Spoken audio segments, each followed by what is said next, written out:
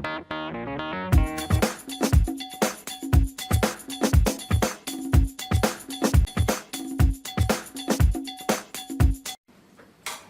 morning and welcome to a slightly delayed version of the Money and More Show. This is the Don Emmett, Managing Director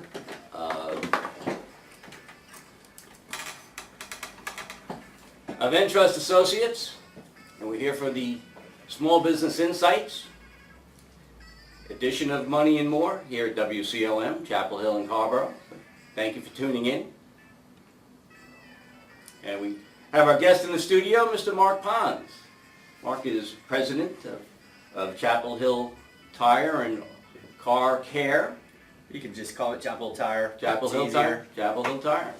And Chapel Tire based in Chapel Hill, North Carolina, and has at least 4 or 5 locations. How many? 5 locations. 5 now, locations. Yeah. So Mark, welcome and thanks for coming into the show. Thanks for having me. It's a pleasure to be here. Thank you. So let's get started. So why don't you give us, give the viewers and listeners a little insight into the history of Chapel Hill Tire, which is an august, almost a trademark or a landmark business here in Chapel Hill. Well, it's a great honor to be part of Chapel Hill Tire. It's we're a 63-year-old family business. Oh my goodness. Yeah. The first location was started here on Franklin Street in 1953 by a Chapel Hill entrepreneur named Sion Jennings, and remained that single location. In 1964, my father, after graduating from UNC and going into a management program for Goodyear, and those management programs, they would move you around about every year or so to a different city in the state. And so after going to, I think, Greensboro and Rocky Mount and Wilmington, my mother was pregnant with twins, and I think they wanted to put down some roots, and heard the location here, Chapel Hill Tire on Franklin Street, was up for sale. And so it's a great story. My dad came from nothing really, so scratched together, borrowed from family to get the location, purchased it, and I think he paid my grandfather back within a year or two of it, and then expanded. We are the second location was the University Mall. We're the original tenant of University Mall, now University Place, and we're the only remaining of the original tenants left at University Place. What's the time frame now? When? 1972. So we purchased Chapel Hill. It's been in my family since '64. Okay. Got that new location in '72, and then we're a story of sort of my father grew it to 4 locations. Then was kind of burned out and ready to retire. I, at the time, I was in college and was not ready to say that I wanted to be in the tire business for the rest of my life. So sold it off, kept the single location here. My brother worked there with him on Franklin Street, which it was sort of a kind of thing where he could come work half a day and then go play tennis, which was his passion. Okay. And then my father passed away unexpectedly in 1996. That sort of pulled me back in the business after saying I never wanted to work in the family business. And we've been sort of growing ever since. So it had gotten to, your father expanded and then decided, then shrank, contracted, then and then you grown up in the business? No, I don't. Again, somewhat summers and after school and high school, or did you more? Only one summer did I do it, and I didn't like being the boss's son. Okay. And I didn't. It was sort of It was a tag that I felt like there was no way to escape it. I didn't like feeling special. I wanted to work hard, and I just did not like that tag. So that was one of the reasons I didn't want to work in the family business.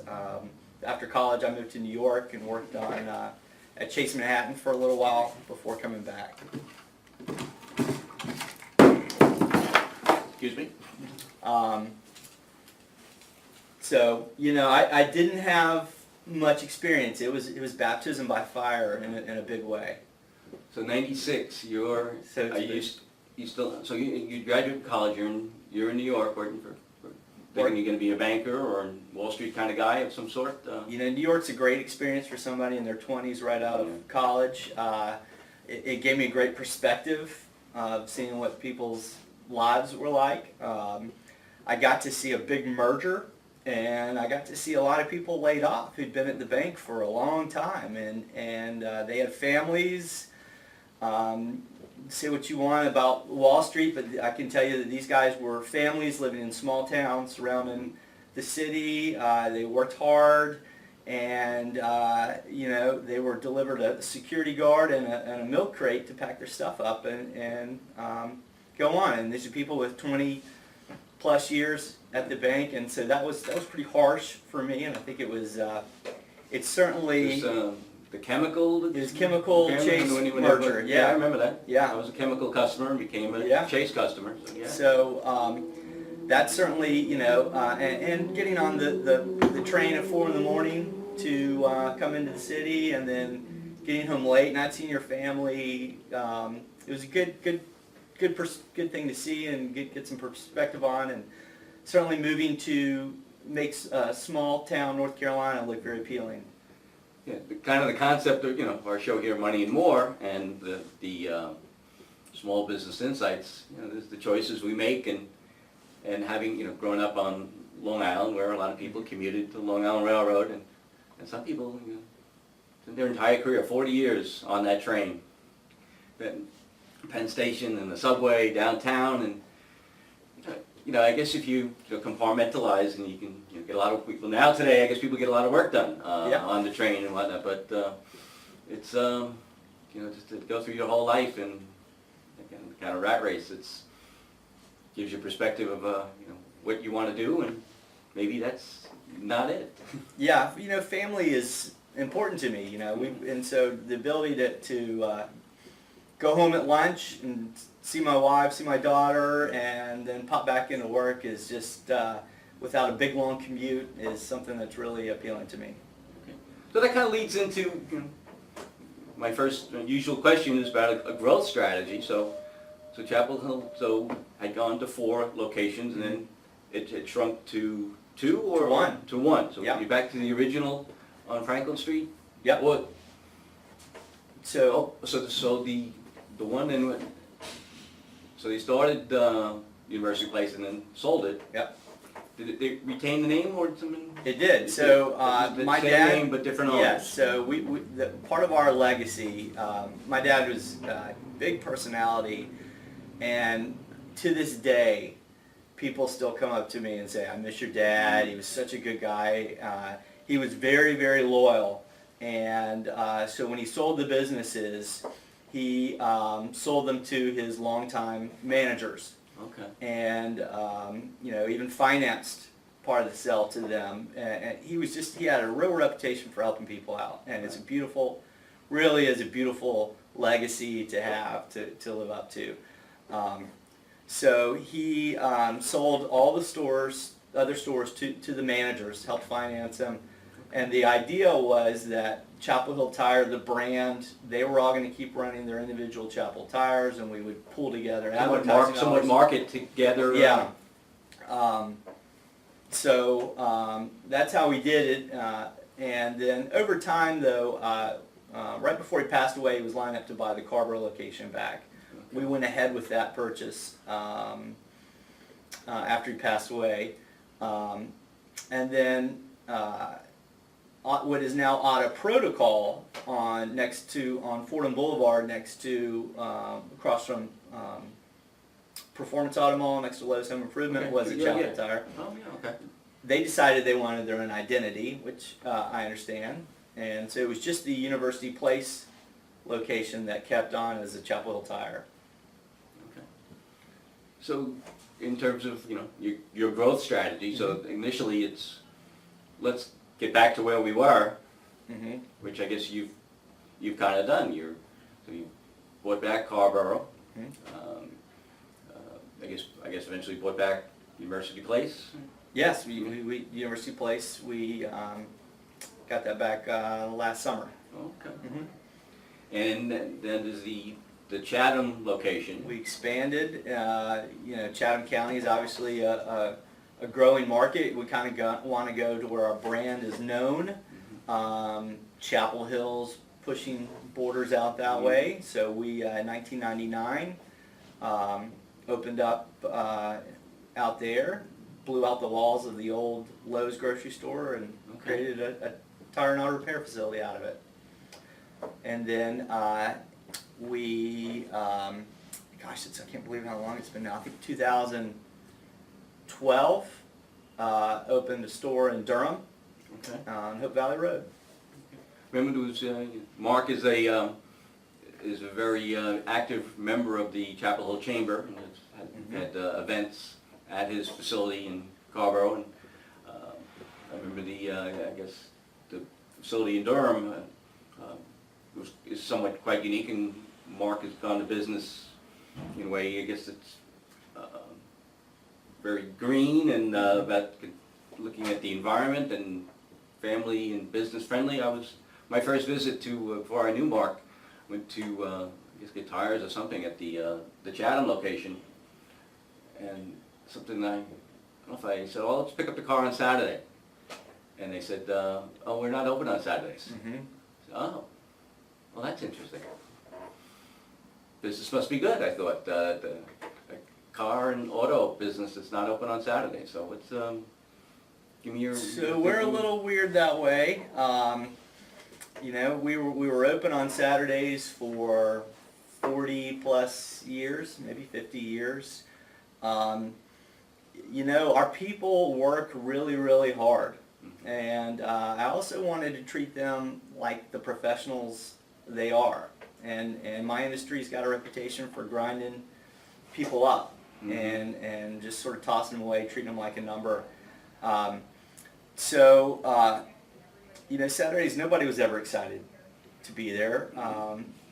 We're taking people away from their families. I want my employees to be able to go enjoy their kids' soccer games like other folks do. And I want my employees to have a chance to be with their families. And if we do everything right, if we execute and offer great service, I think 5 days a week is good enough. So you're right. You can shoot at me and tell me I'm not there for my customers, and I get that. I'm trying to balance that tension between employees and family. I do believe that happy employees create happy customers. The interesting thing is when we decided to not open on Saturdays, I can tell you that we were nervous. I was worried about my dad rolling over in his grave. The greatest thing happened. Our customers, the first response we got from our customers was, "Good for you. You guys work really hard." And I can tell you that the employees coming in on Monday fresh, having spent time with their families, we didn't lose sales. Our sales were flat at the end of the year, and I can tell you that everybody loved it. It's a recruiting tool now. It's allowed me to get a higher caliber employee. The employees appreciate our family focus. My competitors are going 7 days a week now. Don't think that I'm not looking at this and asking myself, am I making a bad choice? But I keep going back to there's a cost, I guess, but there's one of my other questions would have been is how do you attract and retain great employees? Yeah. And it's somewhat, I guess, like the Bert Kelleher model from Southwest Airlines, because he feels he treats his customers as employees, because how the trauma, the of all the other airlines, it's a real adversarial relationship with management and employees. Yeah. But Southwest, they bend over backwards to have interesting people, and they serve. It's almost a joy to fly Southwest, Mm-hmm. and you can tell that works because his employees are happy and they're doing the right thing by his customers, which eventually does the right thing for the business. You have stakeholders, and stakeholders are shareholders, owner of the company, stakeholders are customers, and stakeholders are employees as well. And you've got to balance that three-legged stool. I've always wanted to treat my staff and come to market in the most professional manner possible. I want to respect every individual in the company. I know I love my family time, and my employees love their family time too. And I guess the other thought, you see what the retail world has evolved to, where it used to be, in mine, there used to be blue laws, and you weren't in New York, you weren't allowed to be open on Sundays. Mm-hmm. And with now retail's become in some cases a 24/7 environment, and the poor people. You read about Thanksgiving and Christmas and these crazy retailers opening, and are they really generating any more volume, or are they taking the same amount of volume and spreading it over 7 days? Mm-hmm. And increasing their costs by being open, and so it's a question whether that just being open is a good business move. And you've used it as more of a recruiting tool and an employee satisfaction tool, and that's a great philosophy. Well, I hope it's good. And you've since, trained your customers, because customers that appreciate, and I think I've learned from my business, everyone's not my customer. You want Chapel Hill tire customers, and Chapel Hill tire customers want a certain experience, and that experience happens on Monday to Friday. So what we tell, it puts pressure on us. So what I tell my staff is it puts pressure on us then to make sure that we make getting your car serviced as convenient and as easy as possible Monday through Friday. So that's why we have the online appointments, we have the shuttle service. If you come in and need something at flat tire at 5 o'clock on the dot, and we're closing on the store, we better reopen it for you. If you need us to come pick up the car for you because it's not convenient, I want us to send somebody out to pick it up. If we're going to have this luxury, I really want us to make it then, while we're open Monday through Friday, to really, really, really go out of our way to make it easy for you to get your car serviced. So we take appointments online, we take waiting appointments. We always want to say yes. If you come in and you're in a jam and you need something done, we talk about saying yes to employees and saying yes to coworkers, so that we're there for each other when something needs to be done. That's a fantastic philosophy, almost like in the hospitality business, where your default answer should be yes. Yeah. Well, let me see what I can do. But too often you find that people just aren't wired that way.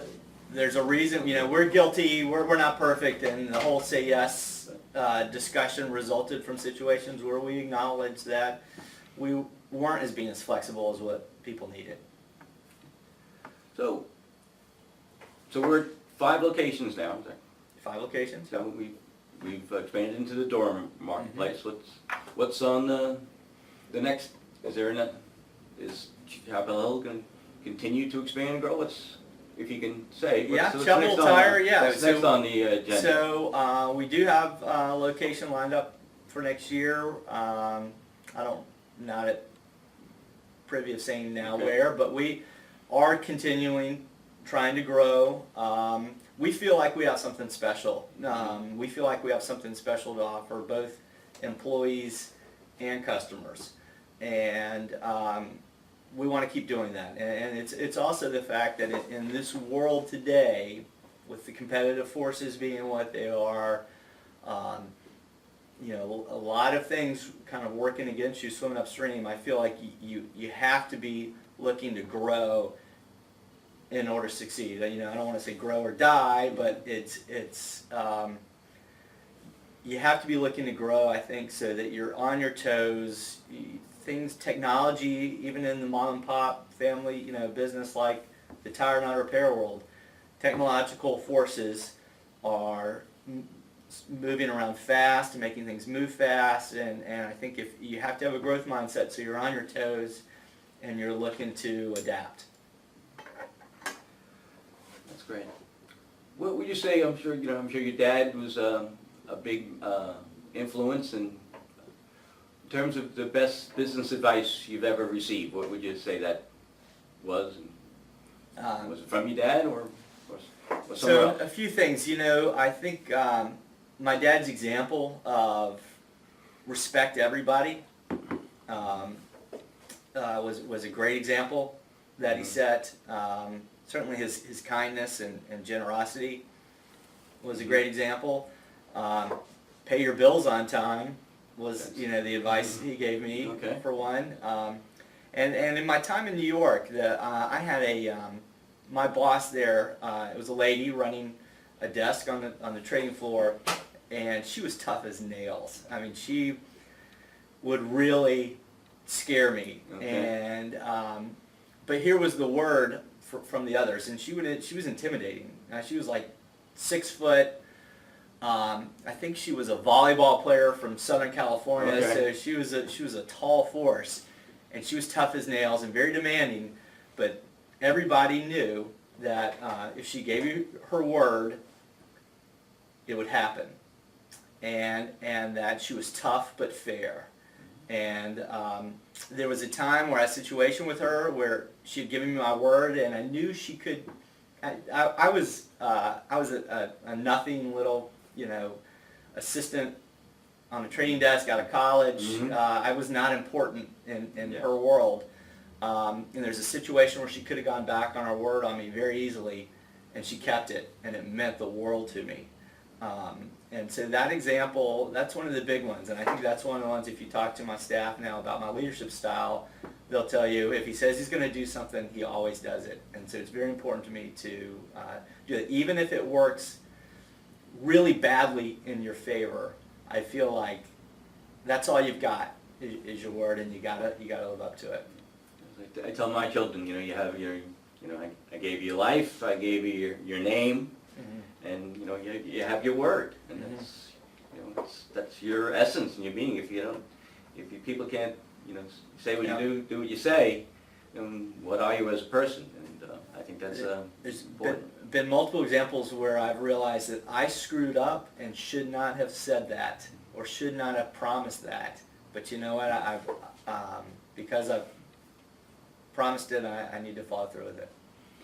So with the growth of the Triangle and the various entrepreneurial centers we have in Chapel Hill and around the Triangle, what would you say to a budding entrepreneur, someone looking to start a business today? What piece of advice might you pass on?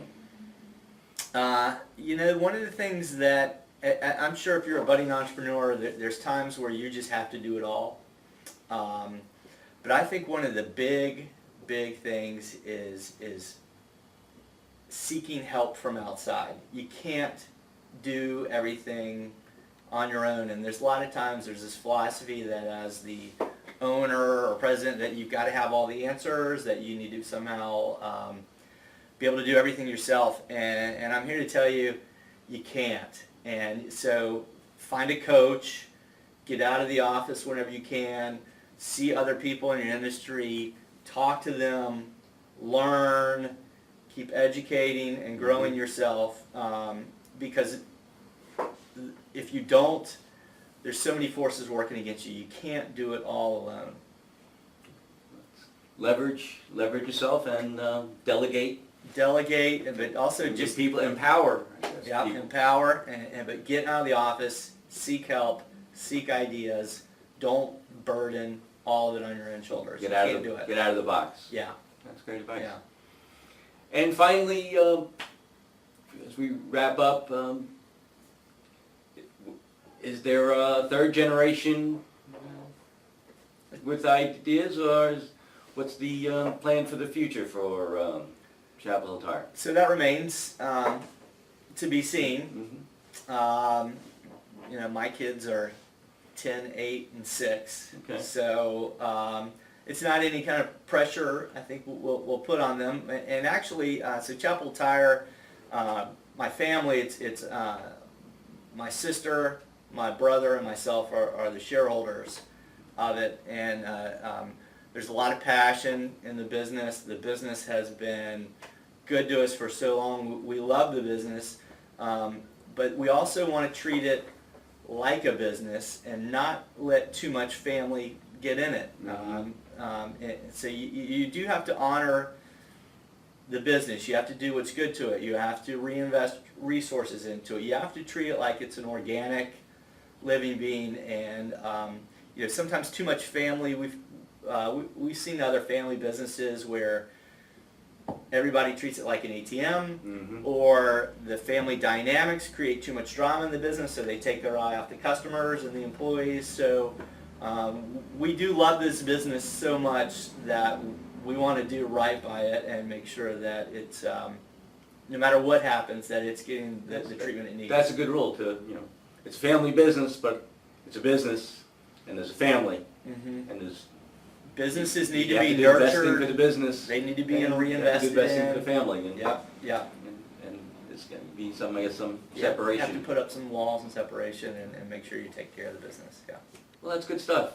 I want to thank Mark Bonds for coming in and joining us here at the studios of WCOM here in Chapel Hill and Carrboro.